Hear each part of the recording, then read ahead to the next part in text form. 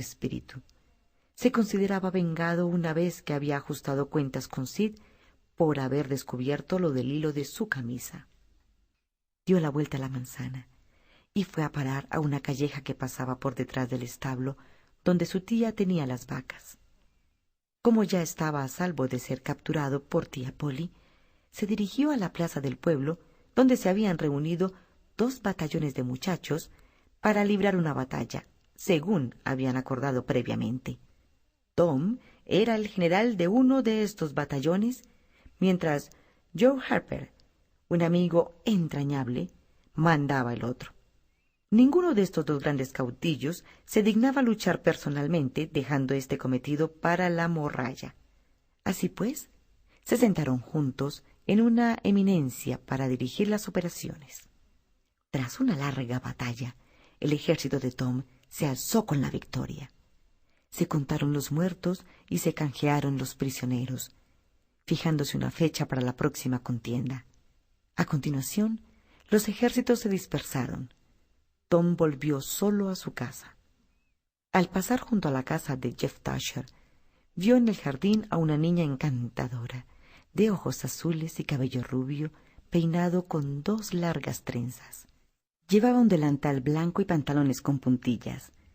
Se olvidó al instante de una cierta Amy Lawrence, a quien durante meses enteros había creído amar con locura. Meses durante los que se había dedicado a su conquista, y hacía apenas 7 días que ella se rindió. Pero ahora ya no pensaba en Amy Lawrence. Lanzó una mirada furtiva a este nuevo ángel hasta que advirtió que ella le había descubierto.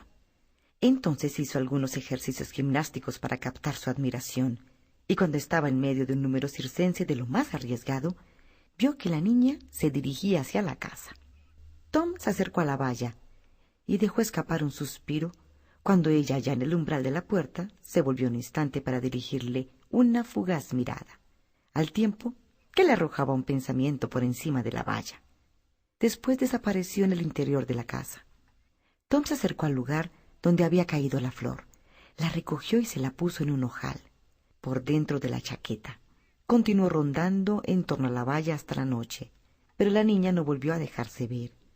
Al fin retornó a su casa con la cabeza llena de ensueños e ilusiones.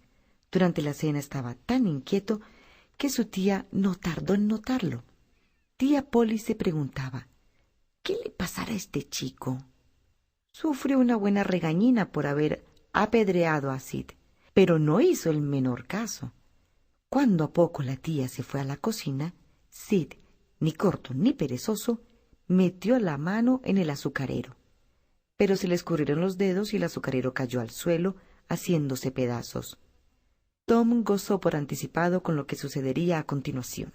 Para él no podía haber cosa más placentera en el mundo que ver al modelo atrapado. Pero cuando volvió tía Polly y vio el estropicio, su mano cayó sobre Tom, que quedó despatarrado en el suelo. —¿Por qué me pega? —protestó. —Eso sí ha sido Sid quien lo ha roto.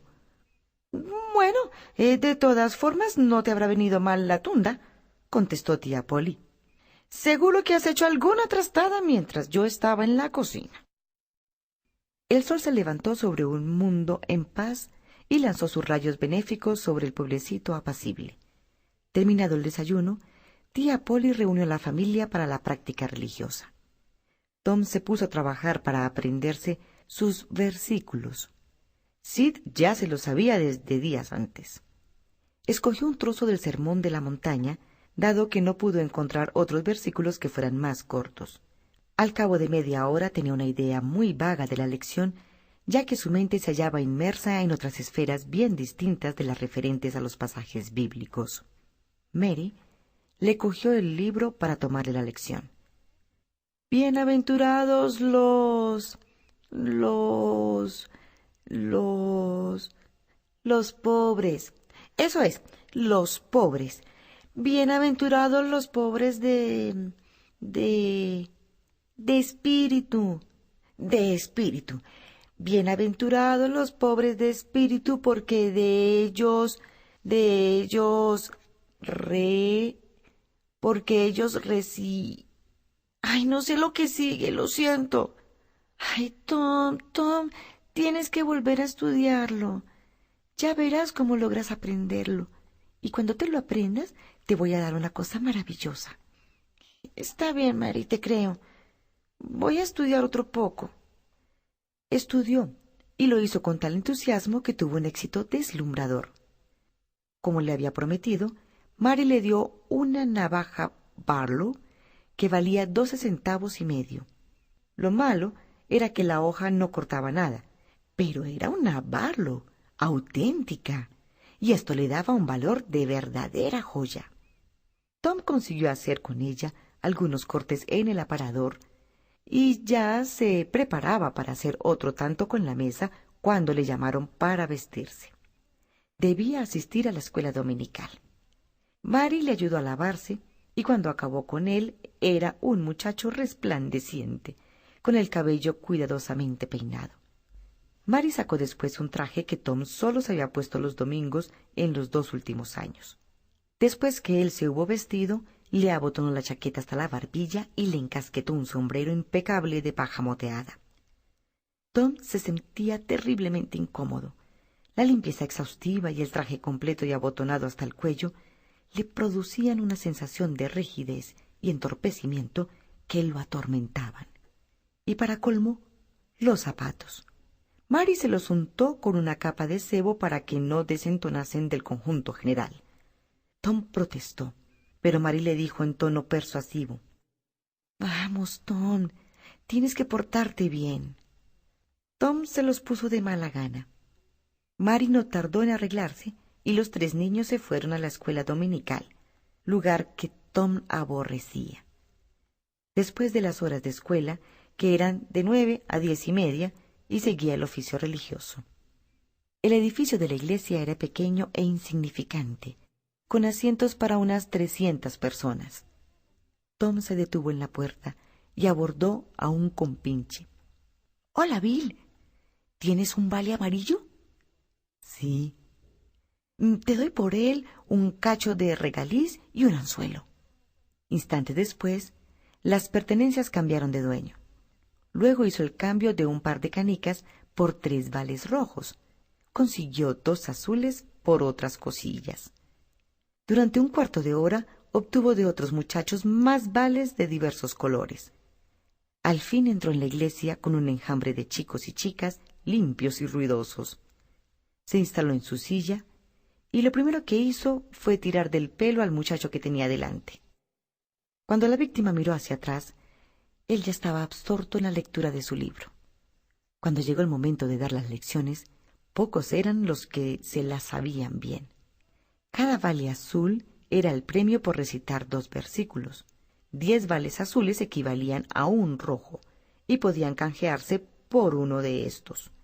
10 rojos equivalían a 1 amarillo, y por 10 amarillos el inspector regalaba una Biblia al alumno. Pero para alcanzar el premio, era preciso aprenderse de memoria 2000 versículos. Mary ya había ganado 2 en una paciente labor de 2 años. Solo los alumnos mayorcitos tenían la constancia de conservar los vales y persistir en la fatigosa labor lo bastante como para lograr una Biblia. Por eso, la entrega de este premio constituía un acontecimiento. En el momento preciso, el inspector se colocó frente al púlpito con un libro de himnos en las manos y pidió silencio. Era un hombre enjuto, de unos 35 años, con barba terminada en punta y cabello corto de color bermejo. Llevaba un cuello almidonado que le confería un aire de cómica rigidez. Mr. Walters tenía un aire grave y en el fondo era cordial y sincero. «Ahora, queridos niños», empezó diciendo, «os vais a estar todo lo quietos y derechito que podáis. Así me gusta. Así es como deben estar los niños buenos. Pero estoy viendo a una pequeña que mira por la ventana. Tal vez se imagina que yo ando por las ramas de los árboles echando un discurso a los pajaritos». Comenzaron algunos cuchicheos que cesaron por completo cuando Mr. Walters terminó su discurso. Los cuchicheos habían sido originados en buena parte por un acontecimiento poco frecuente. la entrada de visitantes. Eran estos el abogado Thatcher, acompañado por un hombre decrépito, un elegante caballero de pelo gris, entrado en años, y una señora encopetada que sin duda era su esposa. La señora llevaba una niña de la mano. Cuando Tom vio a la niña, el alma se le inundó de gozo. Se dio a los visitantes el más alto asiento de honor y Mr. Walters los presentó a la escuela. El caballero del pelo gris era nada menos que el juez del condado, el Sir